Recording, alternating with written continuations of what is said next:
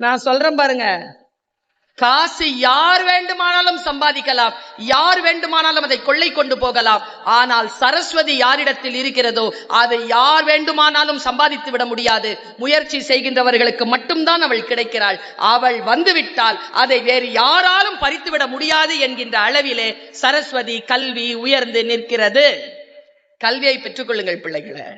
கையிலே உங்களுக்கு கல்வி என்கின்ற ஆயுதம் இருந்தால் அதை பிடித்துக் கொள்ளுங்கள். ஒவ்வொரு மனிதனுக்கும் உயிர் இருப்பது போல் அந்த உயிருக்கு என்று ஒரு உயிர்ப்பு தன்மை இருக்கு. பொறி, ஒரு ஸ்பார்க். அந்த ஸ்பார்க் இந்த சமூகத்தில் பிறக்கின்ற, இந்த உலகத்தில் பிறக்கின்ற ஒவ்வொரு குழந்தைக்கும் இயற்கை தருகிறது.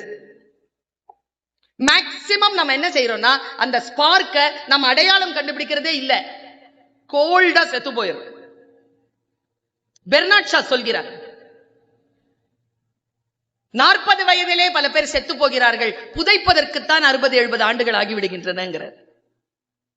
வாழ்கின்ற வரைக்கும் அந்த நெருப்போடு உயிர்ப்போடு இருப்பது, அந்த உயிர்ப்போடு இருந்துருங்க.